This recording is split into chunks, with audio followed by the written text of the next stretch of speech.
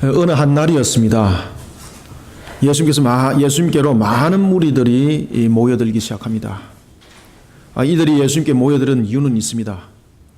그것은 예수님께서 병든 자들을 병을 낫게 하고 귀신 들린 자들의 귀신을 쫓아보내고 이 장면들에서 직접 그것을 체험했고 목격했던 사람들, 그리고 또한 이 내용들에 대해서 소문을 들었던 사람들, 그런가 하면은 이게 무슨 일이지? 사람들이 왜 저기 많이 모이지? 그러면서 웅성웅성거리면서 따라오는 부하 내동하는 사람들, 이렇게 세 분류의 사람들이 예수님께 모여듭니다. 그때에 예수님은 이 무리들을 향하여서 또 다른 하나의 능력을 바라면서 기적을 일으키지 않습니다. 사실 이 세 무리들이 모여들은 이유는 예수님의 능력을 보기 위함이었고, 그전과 같은 그런 또 놀라운 능력을 한번 더 보자, 이렇게 해서 왔던 사람도 많을 것이었습니다. 그러나 예수님은 그들을 향하여서, 그 많은 무리들을 향하여서 또 다른 기적을 일으킨다든지, 병자를 낫게 한다든지, 귀신 들린 자를 쫓아보내어서 내가 이런 사람이다 라는 것에 대해서 자신을 어필하고, 그런 것을 논하질 아니하고 그 무리들을 한 동산의 넓은 장소로 인도를 합니다. 그 한 동산의 넓은 장소는 마치 우리가 연설을 할 때에 많은 청중들이 앉아서 들을 수 있는 그런 시설이 마치 있는 것 같은 그런 곳이었습니다. 그곳에 예수님이 많은 무리들을 앉춥니다. 그리고 예수님께서 그들을 향하여서 말씀을 선포합니다. 하늘에서 불을 내리고 땅이 갈라지고, 이것 한 번만 하면 되는데, 이거 한 번만 하면은 그게 무리들에게 말을 전할 필요도 없이 다 전부 다 껍벅 넘어가는데, 그런데 하늘에서 불도 안 내리고 땅도 갈라놓지 않습니다. 갑자기 광풍을 불어버린다든지 하늘을 흑암으로 만들어버린다든지 이렇게만 하면은 그들에게 효과가 엄청 뛰어날 건데, 예수님께서는 그 일들을 하지 않습니다.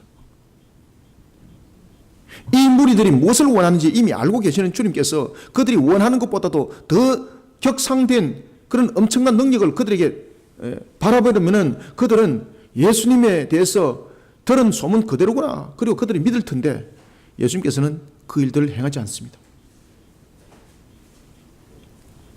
오히려 예수님께서는 그 무리들을 한 곳에 모여놓고, 그리고 예수님께서 천국에 대해서 가르침을 줍니다. 그리고 예수님께서는 천국의 가르침을 줄 때에 그들에게 충격적인 말씀을 제일 먼저 던집니다. 그것이 바로 마태복음 5장 3절에 심령이 가난한 자는 복이 있나니 천국이 그들의 것임이라고 말씀합니다. 이게 유대인들이 들었을 때는 이 말씀은 충격적인 내용이었습니다. 자신들은 이미 천국의 시민권을 가진 자들인데, 그럼에도 불구하고 자신들을 향하여서 예수님 자신이 메시아라는 그 사실을 보기 위하여 온 그들에게 기적을 일으키고 그 메시아의 흔적을 나타내지는 아니하고, 자신들을 향하여서 뭐라고 말하는가 하면은 심령이 가난한 자는 복이 있다고 말하고 있고, 그리고 천국은 그들의 것임이라고 말하고 있습니다. 멍청한 자가 아니고는 이 말이 무엇을 말하는지 전부 다 이해를 하고 있었습니다. 그러니 그들에게는 황당한 말이었고 그들을 당하게 만드는 것이었습니다. 자신들은 의단히 천국 백성인 줄 알고 있는데 너희들은 천국 백성이 아니라는 겁니다. 천국 백성은 어떤 자가 천국 백성인가 하면은 죄를 깨달아 알고 죄를 사함받은 자만이 천국 백성이라고 마태복음 5장 3절에서 제일 먼저 첫 말을 그렇게 꺼내는 겁니다. 심령이 가난하다는 것은 심령이 가난해서 가난한 것이 아니라, 심령이 가난하다는 것은 내가 죄님을 자복하고 내 이 죄를 어떻게 할꼬 라고 고백하는 그런 죄인, 하나님께서 그들의 죄를 사실 때 그때 그들이 참으로 천국 백성이니 복이 있다는 것이었습니다. 그런 주님께서 심령이 가난한 자는 복이 있다라는 말을 통해서 회개신앙이 얼마나 중요한지 그 사실을 먼저 던집니다. 그러면서 또 기적을 일으키고 이적을 일으키면 되는데, 계속해서 끝까지 예수님께서 그 무리들 향하여서 천국 이야기를 계속합니다. 그리고 이제 천국에 대해서 마무리가 될 쯤 되니까 또 기적을 일으키지 아니하고 하늘에서 불도 안 내리고 그들에게 이렇게 말합니다. 너희들이 천국의 백성인 것은 너희들의 열매로 알리라. 그러면서 예수님께서는 마지막으로 종말에 관한 현상을 말씀하면서 그들과 이별을 합니다. 사랑하는 성도 여러분, 예수님께서 천국에 대한 가르침을 주실 때에 마지막으로 천국 백성은 행하는 믿음을 가지도록 말씀하면서 그리고 종말에 관해서 말씀하는 것은 굉장히 큰 의미를 가지고 있습니다. 그래서 산상수훈에 대해서 그 전체의 5장과 6장과 7장의 전체를 갖다가 세 토막으로 나눈다면 천국에 관한 선포의 시작이고 그리고 천국에 관한 그 믿음이 무엇인가를 우리에게 결론지어서 말씀해주고 있고 그래서 열매로 알리라 라는 것으로서 그 답을 주고 있습니다. 그리고 난 뒤에 이제 종말의 마지막으로 마무리를 하는 것이 산상수훈의 내용입니다. 여러분, 예수님께서 천국 백성에 관해서 이렇게 말씀하고 있습니다. 좋은 나무에 나쁜 열매 맺을 일 없다. 그리고 나쁜 나무에 좋은 열매 맺을 결론이 없다.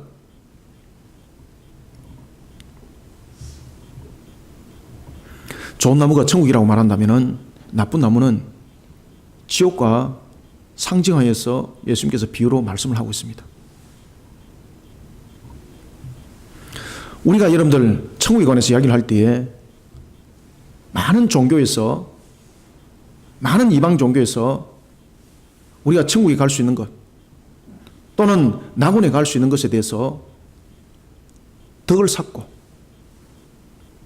뿐만 아니라 사람들로부터 존경을 받게 되면은 그것이 곧 우리가 천국을 사는 것이요 우리가 천국을 가게 되는 모습이라고 말을 하고 있습니다. 그런데 예수님께서는 하나님이신 그분이 천국에 관해서 말씀하실 때에 그 말은 일전 한 분도 놓지 않습니다. 계속해서 천국에 대해서 이야기를 할 때에 죄에 관해서 이야기를 하고 있습니다. 그러면서 제일 먼저 천국에 관해서 이야기를 할 때에 심령이 가난한 자는 복이 나니 천국이 그들의 것이라고 말씀을 하고 있습니다. 사랑하는 성도 여러분, 천국 백성으로 우리는 이 땅을 살아가고 있습니다. 주님께서 산상수훈의 마지막에 대해서 천국을 정리를 할 때에 좋은 나무에 나쁜 열매 맺을 이유가 없다라고 말씀을 주고 있습니다. 우리는 천국 백성입니다. 하나님께서는 우리에게 좋은 열매 맺기를 그리고 또한 우리는 당연하게 좋은 열매를 맺어가면서 이 땅을 살아가야 될 자들입니다. 우리는 천국 백성으로서 어떤 좋은 열매를 맺어 나가야 되는가? 그리고 우리는 천국 백성으로서 좋은 열매를 맺기 위해서는 어떤 모습으로 우리는 천국 백성의 삶을 살아가야 되는가? 과연 하나님은 우리로 하여금 어떤 천국 백성의 모습을 원하고 계시는가? 오늘 우리가 짧은 이 본문의 산상수훈의 마지막 마무리를 하시는 하나님의 말씀을 통해서 우리가 그 내용들을 알아보도록 하겠습니다. 먼저 우리가 이 내용들을 세 가지로 한번 볼 터인데 첫 번째 우리가 21절을 한번 읽어봅니다. 시작. 나더러 주여 주여 하는 자마다 천국에 들어갈 것이 아니요 다만 하늘에 계신 내 아버지의 뜻대로 행하는 자라야 들어가리라. 아멘. 지금 굉장히 의미 있는 이야기를 하죠. 그죠? 지금 주여 주여 하는 자마다 천국 못 들어간다고 이야기를 하고 있습니다. 그러면은 여러분 주여 주여라고 주여 주여 그리고 그렇게 외치는 것은 무엇을 의미를 하는가? 지금 유대인들은 이 의미를 지금 알아들었다는 이야기입니다. 지금 주여 주여라는 것은 관계가 있는 것을 말하고 있습니다. 이방인을 말하고 있지 않습니다. 이것은 오늘 본문에서 계속 이야기를 하고 있는 것은 멀리 있는 이방인들을 향해서 말하는 것이 아니라 지금 특히 마태복음은 유대인들을 향한 복음입니다. 그들을 향해서 충격적인 말씀을 던져주고 있는 겁니다. 마지막 마무리할 때도 나더러 주여 주여 하고 외치는 자 천국까지 못한다고 말하고 있습니다. 이게 도대체 뭔가? 우리는 먼저 이 본문들을 주시를 하셔야 됩니다. 그래서 먼저 첫 번째 하나님이신 그분은 예수님은 하나님이 원하는 천국 백성은 어떤 모습이 되어야 되는가? 하나님은 과연 어떤 천국 백성의 모습을 원하는가? 먼저 첫 번째로 보면 21절부터 23절 통해서 외적인 것으로 이 주여 주여 외치는 것이 이 외적인 모습이거든요. 외형적인 가식적인 신앙이거든요. 외적인 것으로 다른 사람의 눈에 자신을 드러내는 또한 내려고 하는 그런 가식적인 모습이 아니라 세상의 불법을 멀리하고 가슴에 하나님의 나라를 그려가는, 가슴에 하나님의 나라를 그려가면서 살아가는 천국 백성을 하나님은 원하십니다. 여러분들, 이 주여 주여 외치는 자가 무엇을 말하고 있는가 하면 스스로 착각을 하고 있는 자들입니다. 천국에 들어가는 기준은 우리의 착한 행실로 있는 것이 아니고 공덕을 쌓는 것에 있는 것이 아니고 혈통이 있는 것이 아닙니다. 그래서 주여 주여 외치는 자마다 천국 들어가지 못한다고 말하고 있는 겁니다. 천국은 죄가 없는 곳이기에 죄의 문제가 해결되지 않고는 그 어느 누구도 들어갈 수 없는 것이 천국입니다. 혹이나 사기를 많이 쳐가지고 깨름직한 사람들이 있습니까?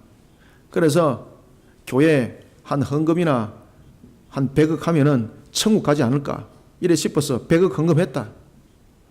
그대로 지옥 갑니다. 그대로 지옥 갑니다. 그대로. 예수님께서는 천국에 들어갈 자의 자격에 대해서 제일 먼저 이야기할 때에 그 기준을 무엇을 먼저 말씀하셨습니까? 죄사함입니다. 죄사함.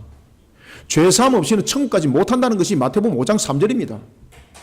그렇기 때문에 심령이 가난한 자는 복이 나니 천국이 그들의 것임이라는 것은 죄사함을 받지 않고는 천국 들어갈 수 없다는 겁니다.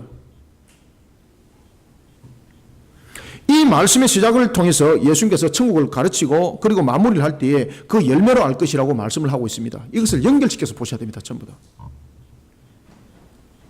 그러면 천국에 마치 들어간 것처럼 착각하고 있는 분류의 한 사람이 바로 주여 주여라고 외치는 사람이다 이 말입니다. 지금 이게 유대인들 가운데서 그런 자들이 있다는 겁니다. 이방인들도 똑같습니다.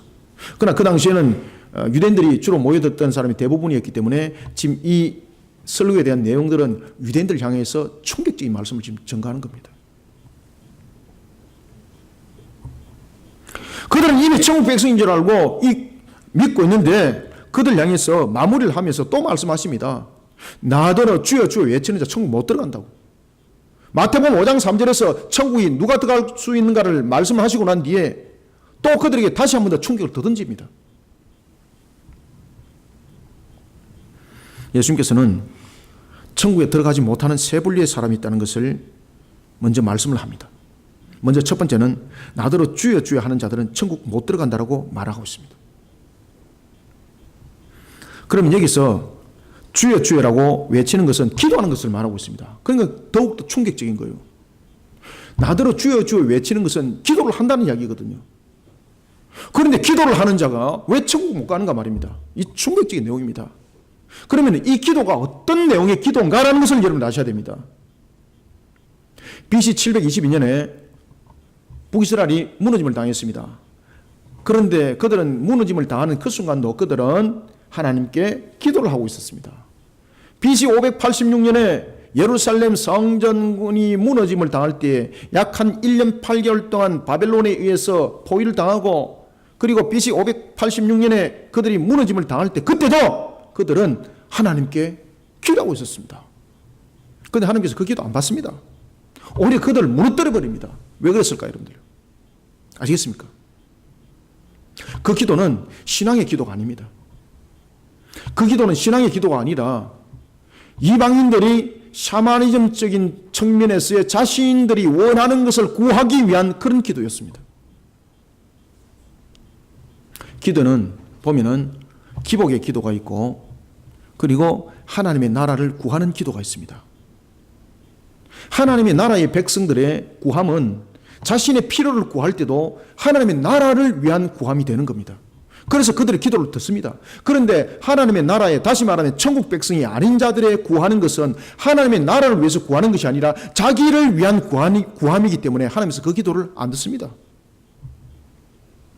동일한 기도를 했는데 내 필요를 위해서 기도를 했습니다. 그런데 누구는 들어주고 안 들어주고 라는 것은 하나님께서 그에게 필요한 때가 있고 필요하지 않은 때도 있습니다. 그럼에도 불구하고 또 다른 한 방향에서는 하나님의 천국 백성에 대한 기도와 그리고 이방인에 대한 기도를 구별했다는 이야기입니다. 지금 오늘 본문의 내용은 바로 이 내용들을 이야기를 하고 있습니다. 그러니 주여 주여라고 외치는 이의 기도는 바로 어떤 기도인가 하면 우상 숭배적 요소를 가지고 있는 그런 혼합적인 그런 신앙들 뿐만 아니라 자신의 원하는 바를 구하기 위한 하나의 기복적인 신앙소에서 구하는 자, 말 그대로 가짜 신앙입니다. 그리고 또 하나는 주여 주여라는 것은 반복적인 용법을 통해서 우리에게 말씀을 주고 있는데, 이것은 뭔가 하면 아주 기도를 열정적으로 기도를 했다는 겁니다. 한국 교회는 기도하기를 굉장히 갈망하고 있고 또 그것을 많이 가르칩니다. 참 좋은 현상입니다. 주님께서는 우리의 기도를 들으시고, 요한계시록에도 보면은 우리의 기도를 들으시고 그리고 난 뒤에 6번째 그리고 7번째 나팔장들이 그 속에 속히 일어나게 되는 것도 우리가 요한계시록에서 보았습니다. 그런데 그런 열정적인 기도를 주님께서는 안 들으신다는 겁니다.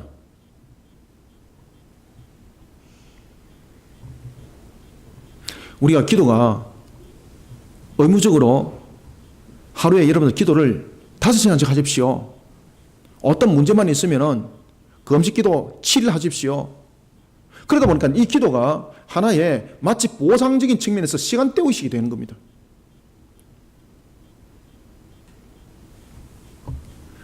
우리의 신앙들이 그렇게 변해버리면은 주님께서 그 기도 듣지 않습니다. 항상 우리의 신앙 속에는 무엇이 기반이 되어 있어야 되는가 하면요, 가슴에 하나님의 나라가 그려져야 합니다. 가슴에 하나님의 나라가 그려지지 못하면은요, 내 입에서 나오는 것도 하나님의 나라의 바탕이 이루어지지 않습니다. 내 욕심을 채우기 위한 기도가 되는 것이고 내 목적을 채우기 위한 금식 기도가 되는 겁니다. 그러니 오히려 그 기도가 재앙이 되는 겁니다. 주여 주여라고 외쳤던 것은 아주 열정적으로 기도했단 말입니다. 아주 열정적으로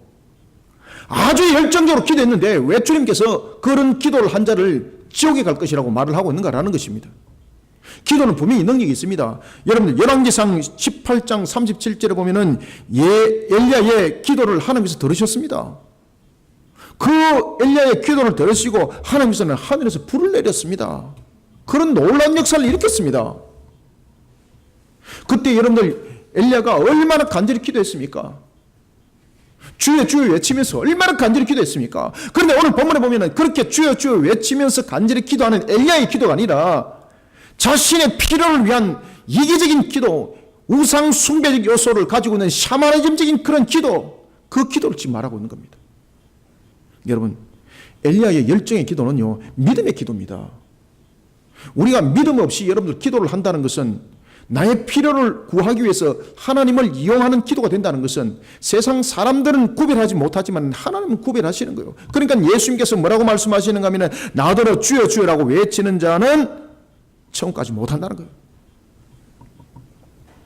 믿음도 없으면서 하나님의 나라에 가슴에는 하나님의 나라는 없고, 어쨌든 간에 내가 잘 살고자 하는 그런 죄악된 욕심으로만 가득 차 있고, 그러면서 자신의 입을 구하여서 하나님을 속이려고 하는 그런 행위. 하나님은 무엇보다도 기도를 할 때도 항상 우리의 인격이 하나님의 나라의 그림이 그려진 상태에서 모든 것을 행하기를 원하십니다. 이것이 여러분 천국 백성의 모습입니다. 그렇기 때문에 천국 백성의 모습은 입술로서 자신의 원하는 바를 기도를 해도, 똑같은 기도를 하더라도 그 원하는 바의 그 결론을 가지고 나타나는 열매가 다르더라는 것입니다. 가식적이고 자기를 위한 이기적인 기도는 천국 백성의 기도가 아닙니다. 그래서 주님께서 주여 주여 나더러 주여 주여 외치는 자는 천국까지 못한다라고 말을 하고 있는 겁니다. 열정적인 기도 좋다는 거죠. 믿음도 없는 열정적인 기도가 아니라, 샤머니즘적인 그런 요소를 가지고 있는 열정적인 기도가 아니라, 우상 숭배적 요소를 가지고 있는 그런 열정적 기도가 아니라, 정성만 갖다 바치면 된다라는 그런 우상 숭배적 요소의 기도가 아니라, 마음에 하나님의 나라를 그리라는 겁니다. 마음에 하나님의 나라를 그리라는 겁니다. 그리고 두 번째는 어떤 자가 천국까지 못하는가 하면은 예수님의 이름으로 선지자 노릇한 자 천국 들어가지 못한다라고 말하고 있습니다. 지금 충격적입니다. 그렇죠? 예수의 이름으로 선지자 노릇했습니다. 그런데 왜 천국까지 못합니까? 쉽게 말하면은 내가 주님의 이름을 위하여 헌신되게 내가 쓰임 받았다는 이야기입니다. 근데 왜 천국까지 못합니까? 그래서 이 예수님께서 하신 이 마무리의 이 말씀을 직시하지 못하면은요, 이 말씀을 우리가 바르게 깨닫지 못하면은 우리가 얼마나 엉터리 신앙 속에 우리가 스스로의 지옥 백성이 되어가고 있는가를 깨닫지 못하는 것과 똑같습니다. 그래서 기도를 오래 하기만 하면 되는 줄 알고 있고, 기도를 열정적으로 하기만 하면 되는 줄 알고 있고, 근데 내 속에는 탐욕이 가득 차 있는데, 내 속에 탐욕은 가득 차 있는데 100시간 앉아서 기도하면 자기 욕심만 드러내는 거지. 그 기도 100시간 하면서 하나님은요, 무엇을 원하는가 하면은 너 죄를 먼저 회개하라. 이것을 계속해서 메시지를 던지고 있는데, 그 회개가 아니라 계속해서 100시간 동안 내 욕심을 드러내는 거라. 그래가지고 하나님 치어받고, 니 들어줄래 안 들어줄래 나도 이렇게 놓고 하나님 기도 안 들어주면은 내 정말로 막 쓰러집니다. 그래 주님께서 뭐라고 말씀하십니까? 쓰러져라. 쓰러져라. 왜? 깨지봐야 알거든. 깨지봐야 자신이 얼마큼 가식적인 속에 죄의 덩어리인지를 안단 말이죠. 그래서 하나님께서 그런 자들을 향해서는 오히려 7배를 쳐버립니다.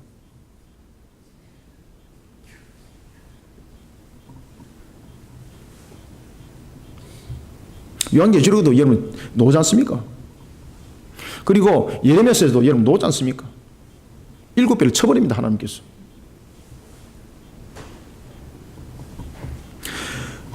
두 번째는 왜 예수 이름으로서 선지자 노래했는데 그가 천국 못 들어가는가? 여러분 요한복음 1장 1절에 보면은 예수님은 하나님이십니다. 그리고 예수님은 말씀이신 그분이십니다. 선지자의 역할은 그 말씀을 전하는 역할입니다. 얼마나 충성된 일을 했습니까? 그런데 천국 못 들어갑니다. 왜 예수님께서 그렇게 말씀하셨을까? 그가 예수님의 이름을 가지고 예수님을 팔아먹은 선포자가 되는 겁니다. 그러니 10계명의 제3계명을 어긴 자가 되는 거예요. 입으로는 예수님의 이름으로서 하나님의 나라를 선포를 하고 있고, 입으로서는 하나님의 나라를 간구를 하면서 그들에게 엄청난 선포를 합니다. 그런데 주님께서 뭐라고 말씀하시는가 하면 너는 내 이름을 망령되이 이끌고 있다. 예수님의 이름을 빌려서 말씀을 선포합니다. 그럼에도 불구하고 그는 어떤 실천도 하지 않습니다. 그러면서 말씀을 선포를 통해서 사람들로 하여금 자신을 추종하게 만듭니다. 말씀의 선포를 통해서 하나님께 영광을 돌리는 것이 아니라 그 말씀의 선포를 통해서 자신의 영광을 가로채는 역할을 하고 있습니다. 그래서 주님께서 여기서 말씀하시고 있는 바로 두 번째 예수의 이름으로 선지자 노릇하는 자들은 바로 누군가 하면요, 거짓 선지자들입니다. 거짓 선지자들. 거짓 선지자뿐만 아니라 사건의 목자들을 함께 말하고 있습니다. 사건의 목자들. 그런 여러분들요, 강대상에서 얼마나 삐까뻔쩍하게 말이지 움직이는지, 얼마나 삐까뻔쩍하게 말씀을 전하는지 모릅니다. 마치만 자신은 하늘에 아무 죄도 없이 하얀 상태로 사는 것처럼 말입니다. 그렇게 선포해 놔놓고 난주 뒤에 돌았으니까 완전 수검도이더라만. 주님께서 말씀하십니다. 예수 이름으로 선지자 노릇하지만은 그는 천국에 들어가지 못할 것이라고.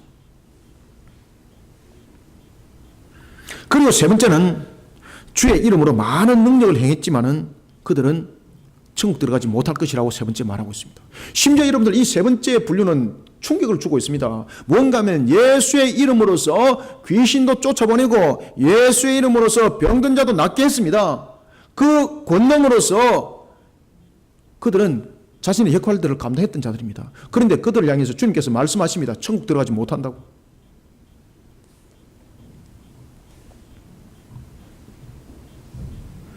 여러분, 사도행전 19장 12절에 보면 답을 딱 주고 있는데, 사도행전 19장 12절에 보면 사도 바울은 분명히 예수 그리스도 이름으로서 귀신을 물리쳤습니다. 이것을 누가 봤습니까? 사도행전 19장 15절에 보니까 누가 봤는가 하면 어떤 유대인들이 이것을 본 겁니다. 그리고 이 어떤 유대인은 바로 어떤 자였는가 하면요, 마술을 통해서 생업을 이어가고 있는 자였습니다. 그러면서 그 자신은 스스로 천국 백성이라고 말하고 있고, 그리고 사람들을 현혹시키고 미혹시켜서 물질을 취득했던 자였습니다. 이 사도 바울의 행동을 딱 보면서 저거면 되겠다. 저거면 사람들 줄 세우고 저거면 내가 원하는 액수 다 받아낼 수 있겠구나. 야, 이거 미천도 안 들고 끝내주는 장사구나 이거. 그러면서 사도 바울이 하는 것을 아주 주목합니다. 행동조차도 하나 놓치지 않습니다. 어투조차도 놓치지 않습니다. 그대로 모판 딱 깝니다. 그래서 사도행전 19장 15절에 보면 어떤 유대인, 마수라는 어떤 유대인이 사도 바울이 했던 것처럼 똑같이 합니다. 내가 내게 명하노니 나사렛 예수 그리스도 이름으로 명하노니 이 귀신아 물러갈지어다. 이렇게 똑같이 했습니다. 그랬는데 역사가 일어나 버렸습니다. 어떤 역사가 일어나 버렸습니까? 귀신이 이렇게 말합니다. 내가 예수도 알고 내가 바울도 아는데 너는 누구냐? 너는 누구냐? 그러면서 그 귀신이 7 귀신을 데려와가지고 그 사람 안에 악기가 들어가 버려가지고요, 그 사람이 귀신 들려가지고 놀래가지고 벌거벗고 도망가더라. 귀신을 쫓아내려고 했던 자가 귀신이 들어버렸습니다. 오늘 본문의 말씀은 바로 그 이야기입니다. 믿음도 없이 그저 예수 이름으로서 선포했을 때에, 예수 이름으로 선포했을 때에 쫓겨가는 역사가 있더라. 그런데 오늘 본문에 보면은 그 일들을 일으킨 사람들이었습니다.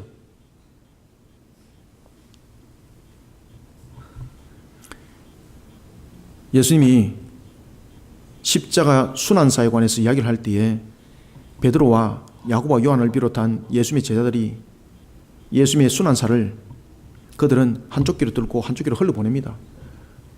그러면서 예수님은 또다시 십자가에서 죽으실 것에 관해서 말씀하면서 베드로와 야고보와 요한을 변화산에 데리고 가면서 예수님의 종말에 관한 것을, 그리고 십자가의 사건과 종말에 관한 것을 보게 합니다.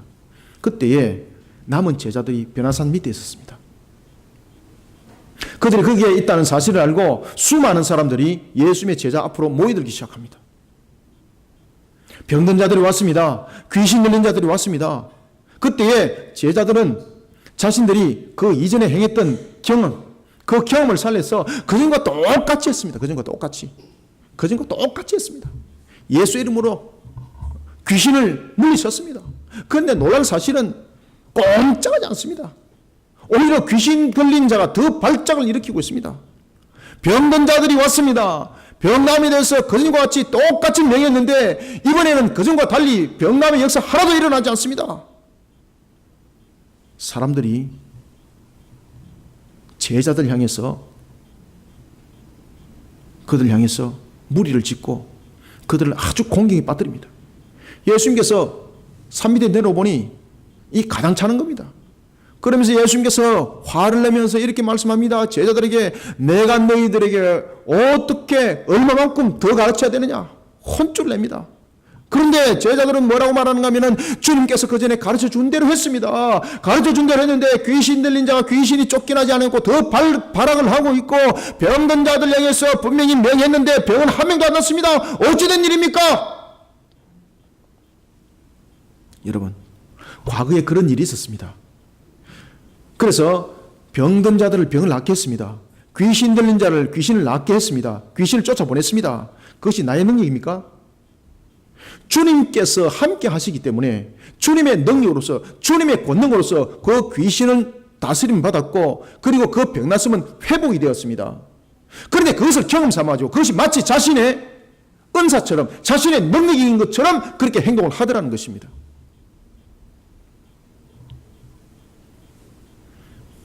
우리가 믿음이 없이 자신의 능력으로 착각을 하고 있고, 믿음 없이 주님의 능력이 아니라 내가 주님의 이름을 빌려서 명하기만 하면 된다라는 나의 은사로 착각을 하고 있는 그런 모습 뿐만 아니라 심지어 그런 귀신 들린 자를 쫓아보낼지라도 주님께서는 그 귀신 들린 자를 쫓아보냈던 그 사람을 주님께서는 그 당시에 사형했을 뿐입니다. 바벨론 보십시오. 예를 들어서 이스라엘 백성들을 신앙으로 바르게 징계할 때에 하나님은 악한 자 바벨론도 썼습니다. 그런데 바벨론은 구원이 아니었습니다. 귀신을 쫓아보낸 것도 마찬가지입니다. 그가 천국 백성이기 때문에 귀신 쫓아보내는 것도 아닙니다. 하나님께서 그를 사용해서, 예수님께서 그를 사용해서 귀신을 쫓아보내는 일에 사용했을 뿐입니다. 왜 그것을 모릅니까? 내가 귀신 쫓아보낸 것은 하나님께서 나를 택한 징표라고 착각하지 마십시오. 내가 병든 자를 낫게 한 그 징표가 주님께서 나를 특별하게 나를 하나님의 백성으로서 군사로서 칭한 것이라고 흔적이라고 착각하지 마십시오. 주님께서 그 당시에 바벨론처럼 사용했을 뿐입니다. 우리는 항상 주님 앞에 오늘도 내가 쓰임받는 일에 대해서 겸손하고 내가 쓰임받는 일에 있어서 항상 감사하는 그런 천국 백성이 진짜 백성입니다. 바벨론도 사용한다니까요. 메대와 바사도 사용했던 것처럼 아수르도 사용했던 것처럼 악한 것들도 사용하신다니까요. 하나님은 악한 걸 통해서 악한 것을 쫓게 만들면서 사용하신다니까요. 주님은. 그래서 오늘 주님께서 그 얘기를 하는 겁니다. 귀신 쫓은 자마다 그 능력을 바란 자마다 내가 마치 천국 백성인 것처럼 착각하지 마라. 천국 백성은 그런 사역을 감당할 때도 항상 겸손의 신앙이 있고, 천국 백성은 그런 사역을 할 때도 내가 이룬 사역이 아니라 주님께서 이룬 사역이라는 것을 그는 아는 믿음이 있는 이라. 그러니까 다른 겁니다. 이런 세 분류가 유대인 속에 만연했습니다. 그래서 주님께서 그들 향해서 충격적인 말씀을 던지고 있는 겁니다. 사랑하는 성도 여러분, 하나님은 외적인 것으로 다른 사람의 눈을 가리고 자신을 드러내는 그런 거짓된 신앙을 불법이라고 여기고 있습니다. 열매로 안다 그랬습니다. 천국 백성은 똑같은 행위를 할 때도 가정스러운 악한 것들과는 분명히 다릅니다. 여러분들 보십시오. BC 586년과 그리고 또한 BC 722년에 아수르와 바벨론을 주님께서 사용했을 때에 이스라엘 백성들을 신앙으로 바로 돌이키기 위해서 그들을 사용했습니다. 그런데 그들에게 나타났던 세 가지 모습이 무엇입니까? 하나님의 징계의 도구였는데 그들은 하나님의 징계의 도구를 넘어서서 잔인함으로 나타났습니다. 첫 번째. 두 번째는 교만으로 나타났습니다. 세 번째는 우상 숭배 속에 여전히 젖어 있었습니다. 그러니 하나님께서 북이스라엘을 신앙으로 바르게 세우기 위해서 사용했던 아수르 뿐만 아니라 유다에 있는 남은 이스라엘의 족속들을 바르게 일깨우기 위해서 예루살렘을 무너뜨리는데 쓰임받았던 바벨론, 전부 다 하나님께서 거둬가는 겁니다. 그 토사구팽이 아닙니다. 여러분, 우리 속에는 어떤 주의를 할 때도 우리 속에 내면에 불의한 것들이 차가 있으면 어떤 결론이 나타나더라도 그는 지옥의 모습입니다. 지옥의 열매입니다. 저와 여러분들이 천국 백성이라면 제일 먼저 우리 속에 나타나야 될 것은 기도를 할 때도 마찬가지고, 그리고 또한 사역을 할 때도 마찬가지고, 어떤 삶을 살아갈 때도 마찬가지고, 마음속에 항상 하나님의 나라가 그려져야 합니다. 그리고 항상 하나님의 나라가 그려져 있습니다. 그러니 그 열매가 다른 겁니다.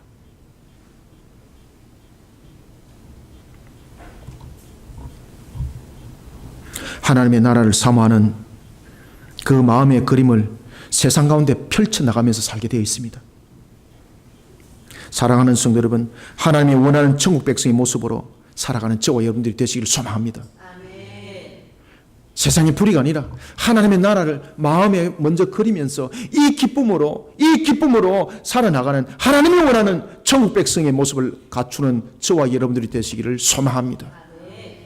두 번째는 우리가 어떻게 하나님이 원하는 천국 백성의 모습을 가져야 되는가? 24절을 한번 읽습니다. 시작.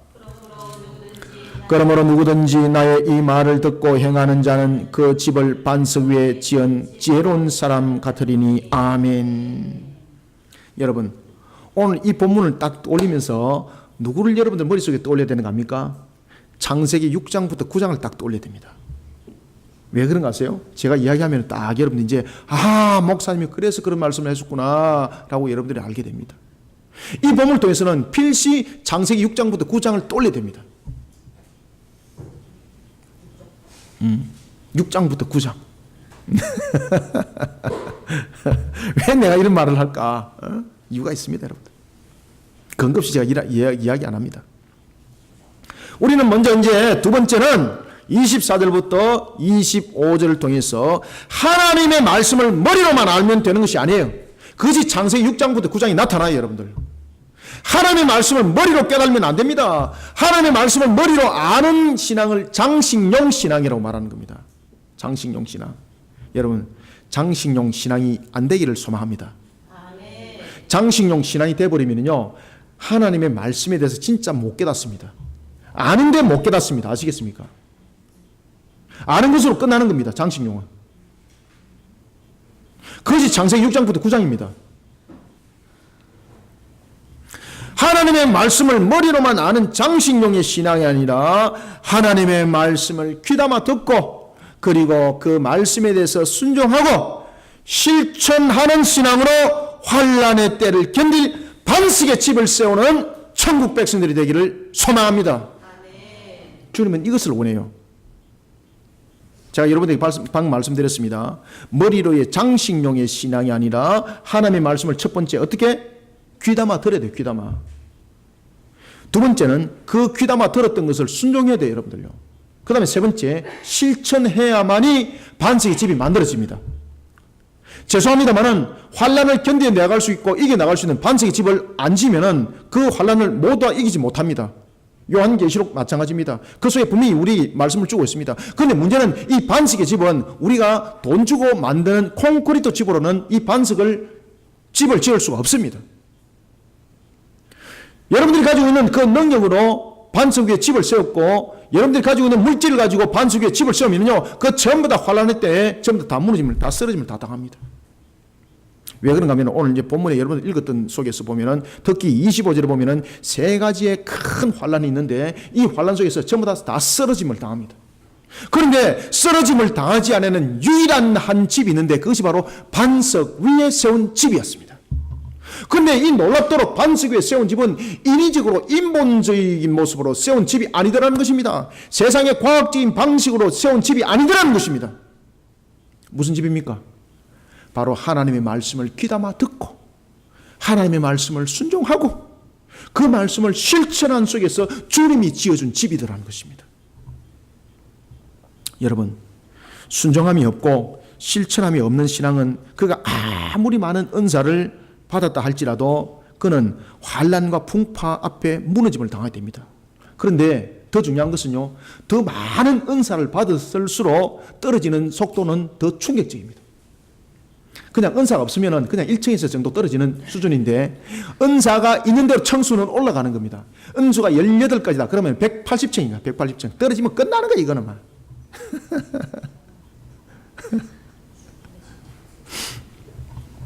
풍지박산 납니다, 여러분들. 무리들에게 천국에 관한 말씀을 가르치던 예수님께서 무리들 향하여서 마무리를 하면서 이렇게 말씀하십니다. 최후의 날에 있을 심판의 말씀을 전합니다. 최후에 있을 심판의 말씀을. 천국 백성으로서 바른 모습을 갖추지 못한 자는 세상에 환난이 임할 때에 세 가지 큰 환난 속에서 쓰러짐을 당할 것이라고 말씀을 주고 있습니다. 예수님께서는 그 환난을 이겨나갈 수 없는 것이 아니라 그 환난을 이길 방법을 가르쳐주고 있습니다. 마지막으로. 그러니까 예수님께서 뭐라고 말씀하시는가 하면 이 말을 바르게 깨닫고 이 말을 실천하는 자가 복이 있다라고 마무리를 딱 하는 겁니다. 우리 그리스도교 성도들이 하나님이 주신 말씀으로 이 말씀을 깨달아 아는 자가 정말로 복이 있습니다.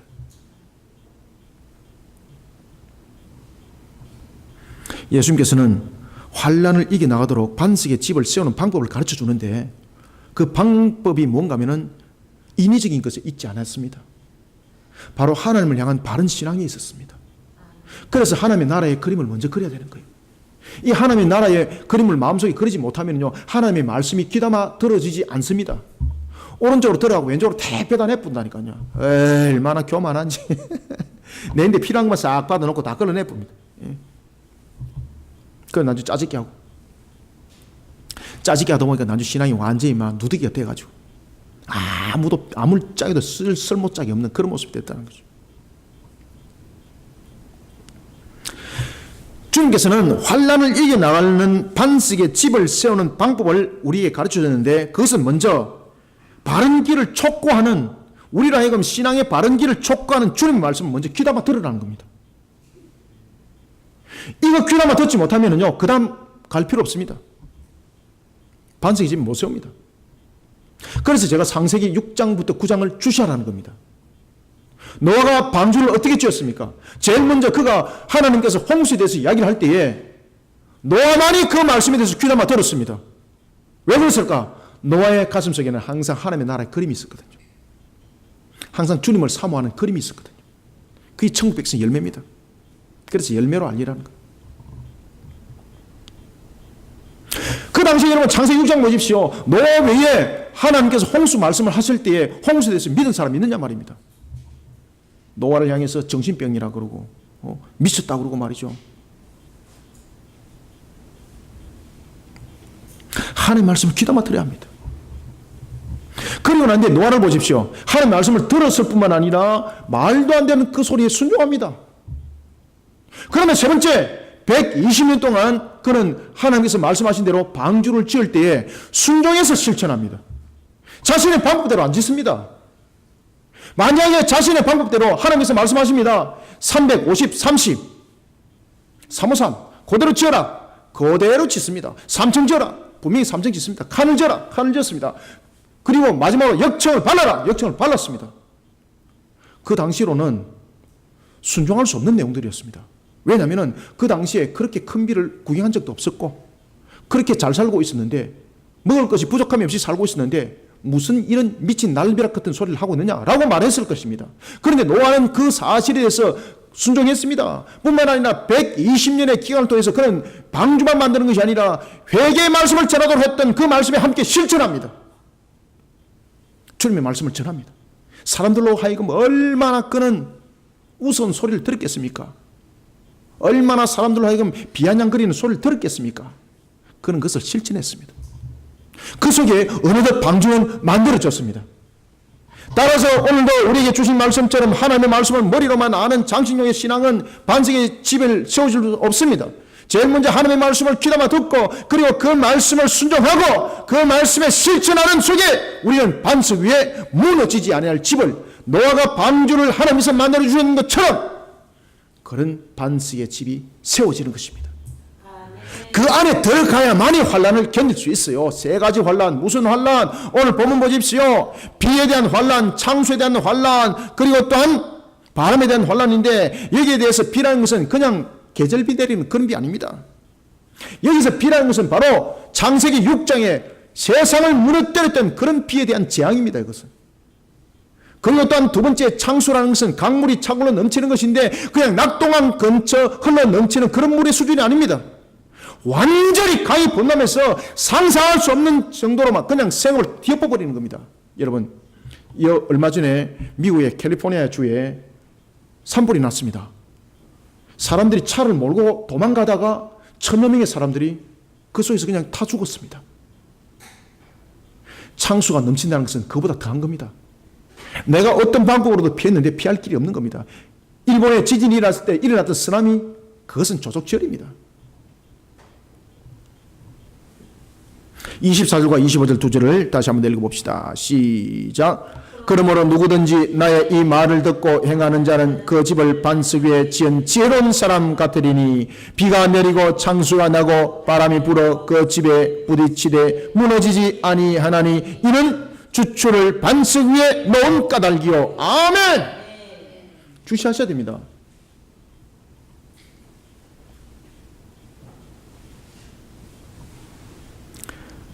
제가 이 말씀을 제가 어릴 때에 이 말씀을 묵상을 하면서 참 많은 그림을 그려봤습니다. 저는 주특기 가운데서 하나가 뭔가 하면 그림을 전혀 잘 그리지 못한다는 주특기가 있습니다.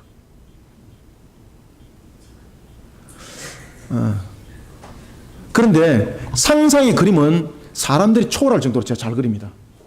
상상의 그림은. 제가 이 말씀을 가지고요, 상상의 그림을 한번 그려봤거든요. 그 두려운 말입니다. 이거는 말로 표현할 수 없는 거예요. 그러니까 주님께서 우리에게 주신 이 말씀을 우리는 귀담아 들어야 합니다. 귀담아 들어야 합니다. 그 말씀에 순종해야 됩니다. 노아처럼 실천해야 됩니다. 그래서 창세기 6장부터 9장을 제가 잘 보라는 이야기입니다. 이 말씀 그대로입니다.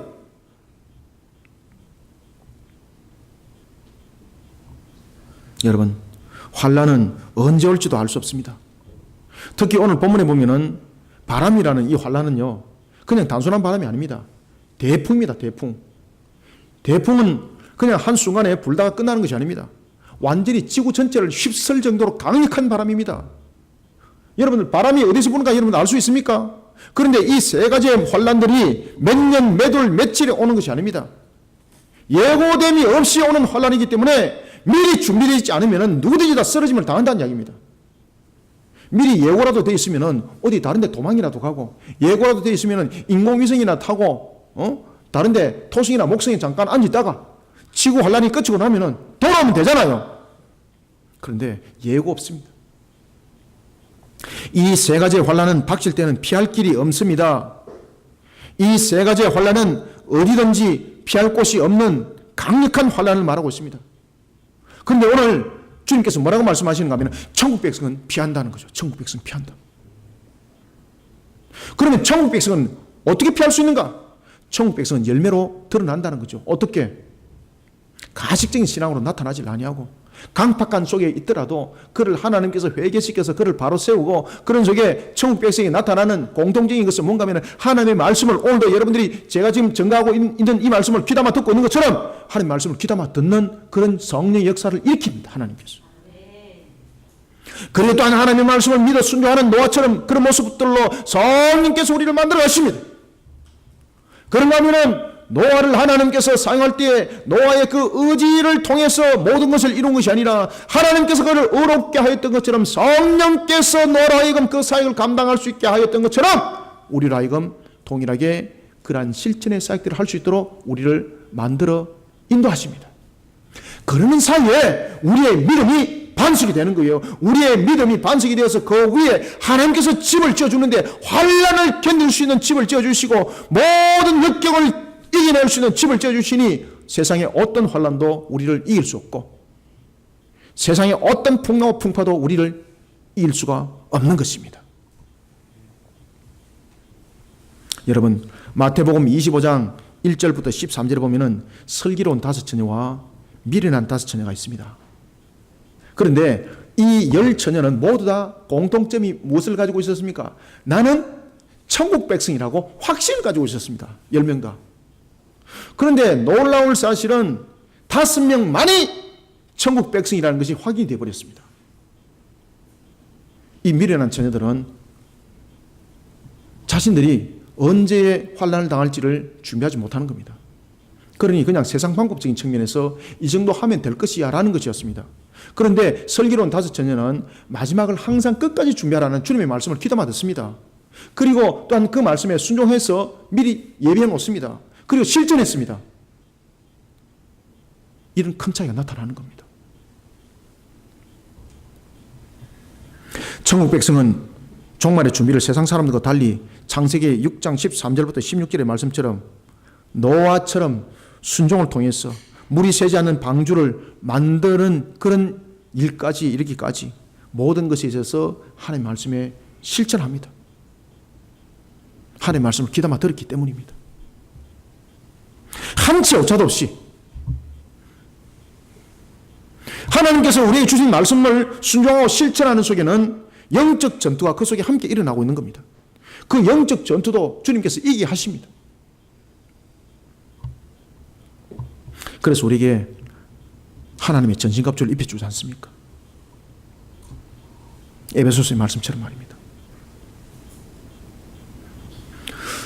하나님의 말씀을 귀담아 들었습니다. 그리고 그 말씀에 순종했습니다. 그리고 그 말씀대로 모든 것을 실천했습니다. 그러다 보니까 노아가 어느덧 홍수 때의 방주 안에 들어있더라는 것입니다. 하나님께서 그 문을 닫았습니다. 노아가 그 문을 열고 싶어도 문을 열 수가 없었습니다. 노아는 그 방주 안에서 1년 열흘 동안 그 안에 있었습니다. 그런데 여러분 생각해 보십시오. 방주가 비가 안 셀 뿐만 아니라 파도를 견딜 뿐만 아니라 그 안에 샬롬이 없었다면 방주 안에 들어있는 것만으로 말한다면 방주 안에 있는 것은 전부 다 떼죽음 당하는 겁니다. 왜 그렇습니까? 풍랑이 일니다. 위에서 폭우가 쏟아집니다. 그러면은 만약에 그 상태가 방주가 물 위에 떠 있는 상태라면은 방주가 어떻게 될까요? 뒤로도 디비지고 옆으로도 자빠지고 안에 있다 전부 다 통각돼 다 죽어봅니다. 그러면 방주하는 어떤 장소가 됩니까? 재앙의 장소가 되는 겁니다. 재앙이. 하나님의 말씀 실컷 들었다가 그 안에 들어갔는데 결국은 완전히 개차반이 돼가지고 쓰레기처럼 죽었더라. 이렇게 되는 겁니다. 총정리가. 그런데 여러분들 보십시오. 하나님의 말씀을 들었습니다. 그 말씀에 순종했습니다. 그 말씀에 실천했습니다. 그런데 놀랄 사실은 방주를 그 안에 들어가는 것으로만 하나님에서 끝난 것이 아니라 하나님이 방주를 딱 붙들고 있는 겁니다. 붙들고 있는 겁니다. 그러니 1년하고 열흘 동안에 그 방주 안에 있는 모든 생물들이 단 하나도 생명을 잃어버리질 않았습니다. 단 하나도. 노아의 8가족 건강했습니다. 심지어 짐승들조차도 모두 다 살아있었습니다. 이런 영적 전투까지 이기게 한다는 겁니다. 아시겠습니까? 사랑하는 성도 여러분, 하나님의 말씀을 머리로만 아는 장식용의 신앙이 되어서는 안 됩니다. 하나님의 말씀에 대해서 먼저 귀담아 듣고 순종하고 실천하는 신앙으로 환난의 때를 견딜 반석의 집을 세우는 하나님이 원하는 천국 백성들이 다 되시기를 소망합니다.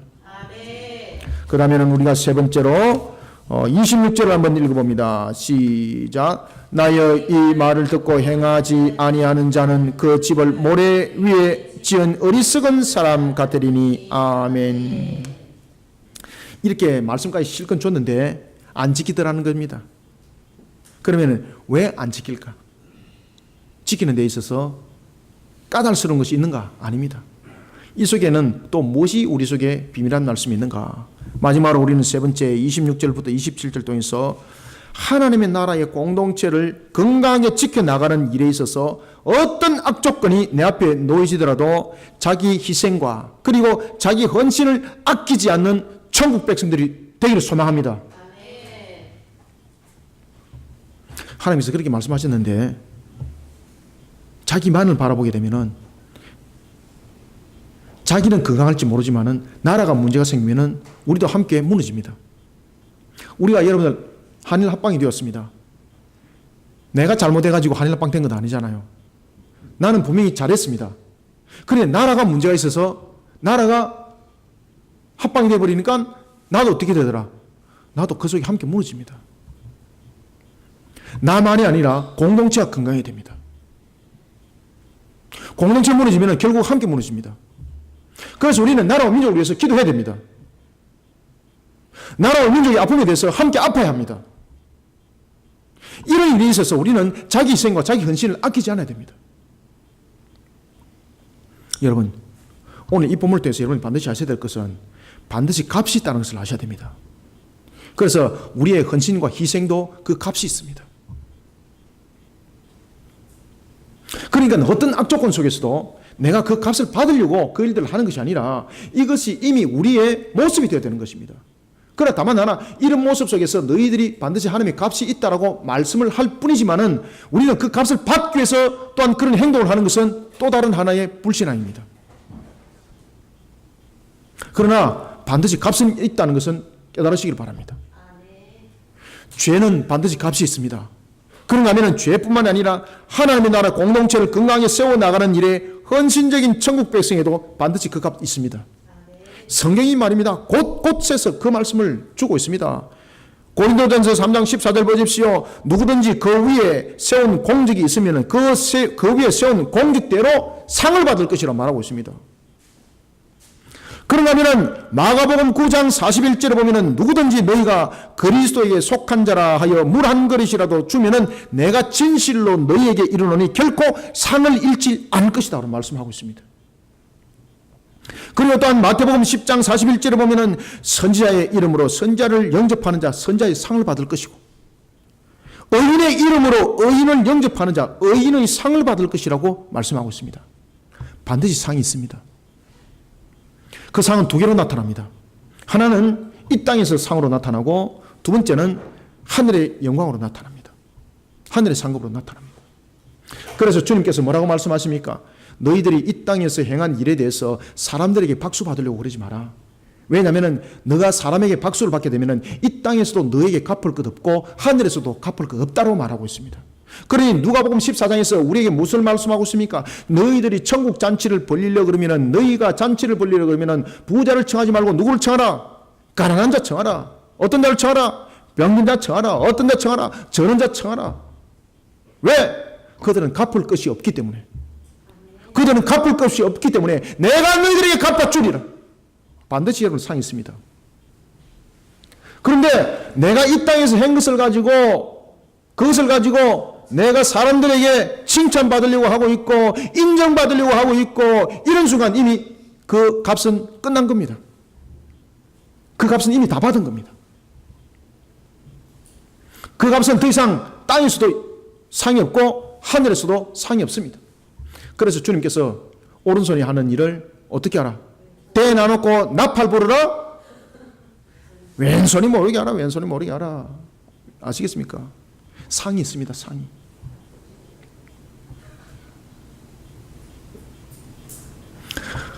또 이래 또 이야기를 해놨는데, 또 어떤 분이 자신이 비밀하게 했는데 어떤 사람이 알아가지고 나발을 불어가지고, 야, 이 집사님아, 네가 나발 부는 바람에 내가 이 땅에서 상 없고 이제 하늘에서도 없고 그래가지고 나발 불었다 그래가지고 그 사람을 저주하고 이제 실제적으로 제가 그런 사람 봤습니다. 제가 얼마나 황당하든지, 제가 얼마나 황당하든지. 그게 뭐 잘못된 신앙입니다. 알 수도 있는 거예요. 그죠? 그런데 의도적으로 내가 그한 행위를 내가 나타내려고 했던 그런 부분들을 주님께서는 잘못된 신앙으로 이야기를 하고 있는데, 이거 사람이 알면 안 된다 말이지. 이래가지고 자기 혼자 꽁꽁 숨어 있었는데 옆에 있는 집사님이 나발을 불었다 그래가지고 네가 나를 갖다가 완전히 말이지 떡나발 만들었네. 그 신앙들이 얼마나 잘못된지. 여러분, 하나님은요 행한 대로 값을 갚습니다. 그래서 우리가 공동체를 건강하게 세우는 나가는 일에 있어서 어떤 악조건 속에서도 자기 희생과 자기 헌신을 기뻐하시길 바랍니다. 그러면 하나님은요 이 땅에서 태의 열매로서 응답합니다. 이 땅에서 태의 열매라는 것은 여러분들이 이루고자 하는 모든 생산에 대한 것을 담고 있습니다. 그런가 하면은 하늘에는 영광의 면류관으로서 응답해 주십니다. 우리에게는 이러한 상급이 있다는 것을 알고 오늘도 정말로 바른 천국 백성의 그 길을 살아가는 자 되어야 합니다. 그런데 이것을 모르고 말이죠, 어리석은 짓들을 하고 있으니까 모래성 위에 집을 짓는 것과 똑같더라는 겁니다. 어리석은 자는 자기만을 바라보면서 자기의 성을 쌓지만은 천국 백성은 하나님의 나라의 공동체를 바라봅니다. 이 차이가 전체를 갈라버립니다. 어리석은 자는 자기의 의를 세우려고 발버둥 치지만은 결국은 환란에 쓰러짐을 당합니다. 그러나 하나님의 나라의 공동체를 건강하게 세우려고 하는 자는요 하나님이 그를 보존합니다. 자, 26절과 27절 다시 한 번 더 읽고 마무리하겠습니다. 시작.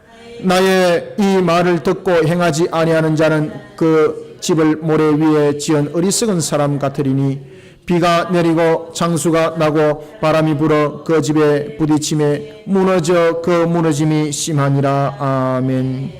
사랑하는 성도 여러분, 하나님의 나라의 공동체를 건강하게 세워나가는 일에 헌신을 다하고 그리고 또한 희생을 다하는 것을 기뻐하는 우리 거심교회 천국 백성들이 되기를 소망합니다. 왜냐하면 이런 천국 백성에 대한 책임은 결국은 하나님이 지시기 때문입니다. 하나님이 책임져 주시는 집 무너지지 않습니다.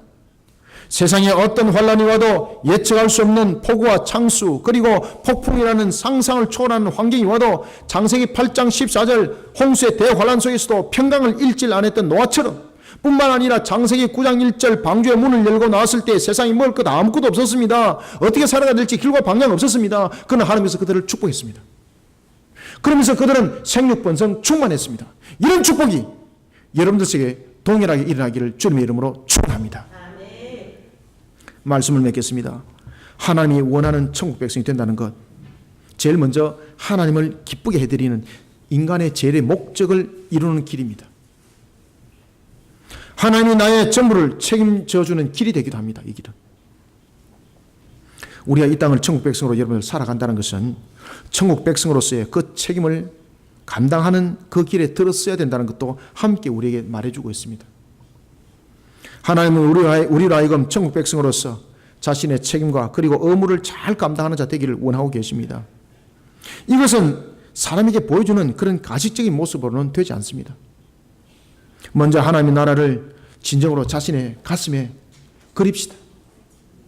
하나님의 나라가 우리의 인격이 되어야 합니다. 그리고 거기서부터 변화가 일어나는 겁니다. 마음이라는 인격으로부터 모든 것은 일어나게 되어 있습니다. 그래서 10계명도 10번째 보면은 마음으로부터 죄를 범하지 말라고 말씀하고 있는 겁니다. 그리고 또 두 번째는 하나님의 말씀을 귀담아 들읍시다. 그리고 그 말씀에 순종하고 그 말씀을 실천합시다. 그 위에 하나님은 이미 반석 위에 저와 여러분들이 피할 집을 지어놓고 계시고 이미 지어놓고 그 속에 우리를 거주하게 만드시는 겁니다.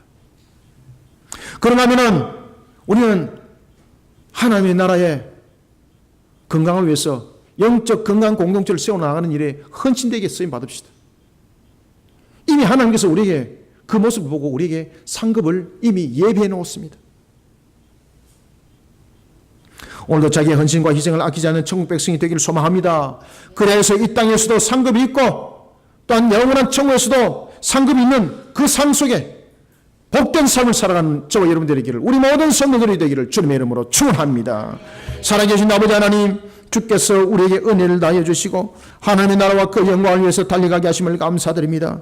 하나님이 원하는 천국 백성의 모습을 이 시간에 다시 한 번 더 되새기게 하심을 감사드립니다. 무엇보다도 우리가 천국 백성의 모습으로 열매로 응답하리라 했던 하나님의 말씀처럼 우리의 인격이 하나님의 나라를 그려나가지 못하고 어찌 우리가 천국 백성이라 말할 수가 있겠습니까? 먼저 우리의 심령 속에 불의를 제거하여 주옵소서. 우리의 심령 속에 하나님의 나라의 모습을 그리기를 원합니다. 우리의 인격이 하나님의 나라가 되기를 원합니다. 이런 속에 주님께서 우리에게 말씀하신 그 말씀을 내가 판단하는 머리로의 신앙이 아니라 그 말씀을 귀담아 듣고 그리고 그 말씀에 믿어 순종하고 그 말씀에 실천하는 삶을 통해서 주님께서 이미 반석 위에 집을 지어준 줄 믿습니다. 그런가 하면 오늘도 주신 말씀을 따라서 영적 건강한 공동체를 세워나가는 일에 어떤 악조건 속에서도 헌신과 그리고 또한 섬김에 있어서 모든 것에 충성된 길을 걷고자 하는 우리에게 또한 주님께서 반석 위에 집을 지었을 뿐만 아니라 우리 가운데 상급도 함께 이 땅의 삶과 또한 저 전생에서 살아나갈 하늘의 상급을 함께 예배하는 줄 믿습니다. 이런 신앙 속에 우리 성도들의 바른 천국의 관을 가지고 바른 천국 백성의 신앙관을 가지고 세상을 이겨나가게 도와주시옵소서. 우리의 믿음 속에 하나님의 역사가 일어나기를 원합니다. 우리의 믿음에 행하는 걸음 속에 에스겔서 34장의 복된 소낙비에 그리고 37장에 마른 뼈가 살아나는 사건들의 역사가 일어나기를 소망합니다. 오늘 주신 말씀대로 역사 일으켜 세워 주시옵소서. 믿음으로 주를 바라보며 오늘도 엎드려 은혜를 구하는 우리 성도에게 하늘의 문을 열어주시고 주신 말씀으로 은혜받게 하여 주옵소서. 주신 말씀으로 결실 맺게 하여 주옵소서. 주신 말씀으로 응답받게 하여 주시옵소서. 예수님의 이름으로 기도드립나이다. 아멘.